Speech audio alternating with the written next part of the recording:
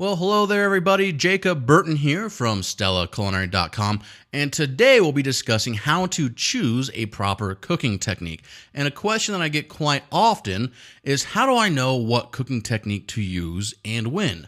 And being able to understand and answer this question for yourself is extremely important, because no matter how well executed a given technique is, if you're applying that technique to the inappropriate product in the first place, then you're going to get negative results, no matter how good you are.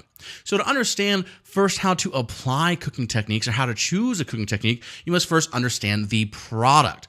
And fruits and vegetables are fairly straightforward. You can watch our whole kitchen prep series. We have a lot of different video techniques on how to prep vegetables.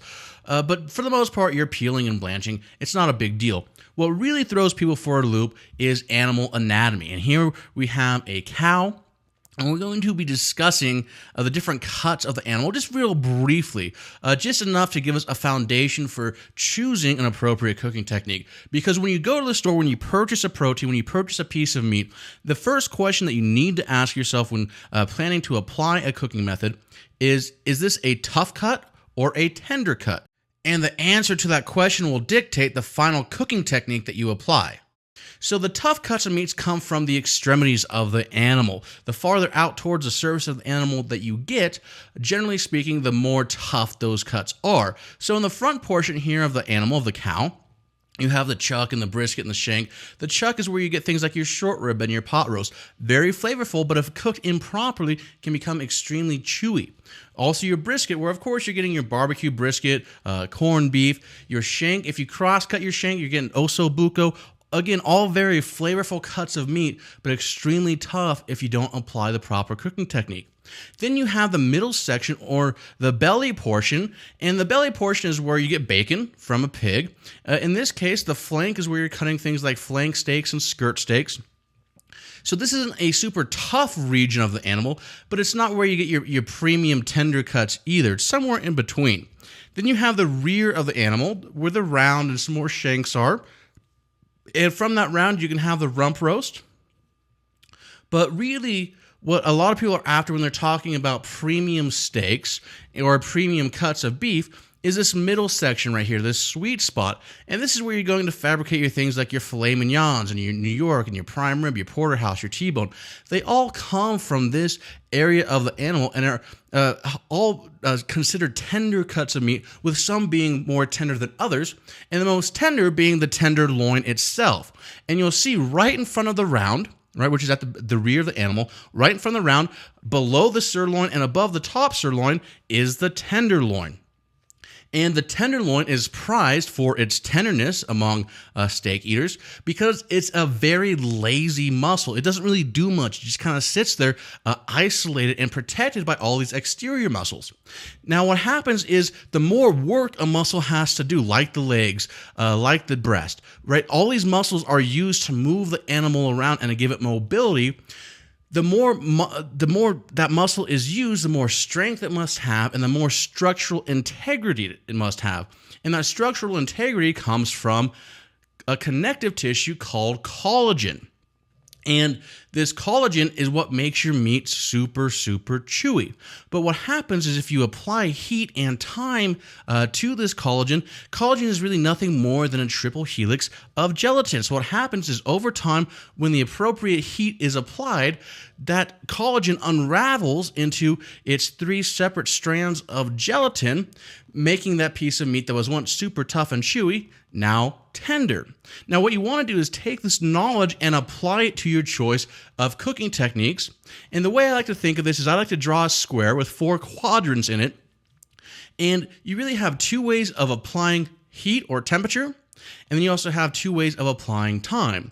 So for applying heat, you can either apply moist heat or you can apply dry heat. Now when applying time, you can either cook it slow or you can cook it fast.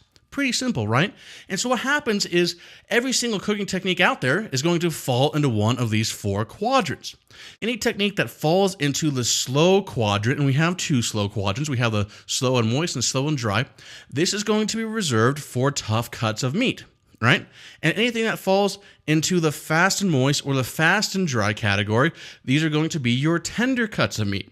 So to put this into perspective, let's start filling out these quadrants. Our moist and slow contains techniques like braising, stewing, and sous vide. And sous vide, you can is kind of its own little magical technique that we'll talk a lot more about in the future. Now, braising, stewing, and sous vide kind of breaks the rule because you can pretty much sous vide just about anything. But braising and stewing in general, you're going to use these techniques for things like short ribs and corned beef, pork butt, lamb shank, ossobuco, all these tough cuts, and you're applying gentle, moist heat over a long period of time. It's breaking that collagen down, unraveling that triple helix of gelatin, and making that cut tender. Now, in the dry and slow quadrant, we have things like roasting, smoking, which is barbecue, right?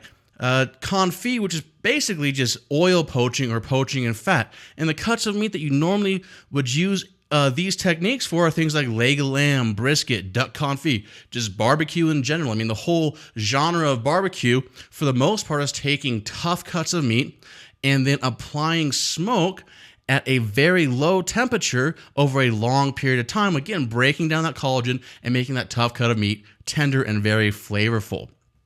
Now, in the fast and moist category, you have boiling and simmering, and boiling and simmering are usually reserved for things like vegetables, especially blanching or root vegetables. You're not going to be seeing a lot of people boil or simmer meats, and if they do, they're not really turning out that well.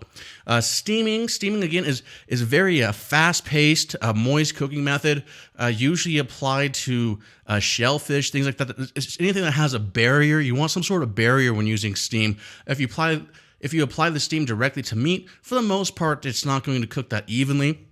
And then you have poaching, which you can poach a chicken breast, you can poach a piece of fish, but because you're using water and because you're using a tender cut of meat, you're still poaching at a fairly relatively fast pace. Poaching a piece of fish at 160, 180 degrees Fahrenheit only takes 4 to 5 minutes. So the kinds of cuts that you would use for a fast and moist cooking method are your vegetables, which you're going to boil, your fish, which you can poach or steam, and your chicken breast, which you can also poach and steam. And these are just a few examples I'm throwing out here.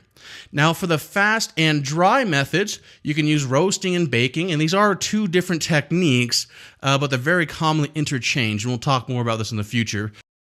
Grilling, either over gas or hot coals, is a great way to cook a tender cut of meat. Searing, think like an ahi steak or or just a beautiful steak in general, searing at a high temperature. Also sauteing and stir frying. Frying in general, whether you're deep fat frying or you're pan frying, are great for tender cuts of meat. And broiling as well, and broiling is basically upside down grilling. And when you're applying these dry and fast cooking methods, you're going to apply them generally to cuts of meat or various products such as fish. Again, vegetables. Vegetables are great grilled, great roasted, great sautéed. Poultry, you can roast or bake or grill.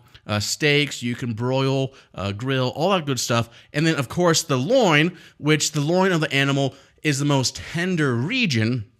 So you're generally going to use a dry and fast cooking method like grilling, like searing, like sauteing for things like beef tenderloin, pork tenderloin, lamb loin chops, all that good stuff. Now, we will be talking a lot more about these individual cooking techniques in their own videos in the future, but this video was more just to sort of lay out the guide of how you would go about thinking about these cooking techniques and how you would actually choose them.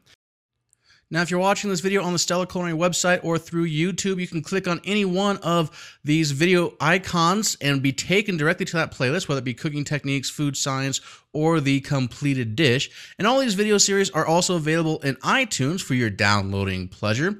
Also, don't forget to subscribe to us on YouTube to make sure that you never miss a new video, which we release weekly. And just click on that subtle subscribe to Stella Culinary on YouTube button and you'll be good to go. We've released over 100 videos now, not to mention hours of audio lectures that can be found on stellaculinary.com. So save your money. Culinary school is now free.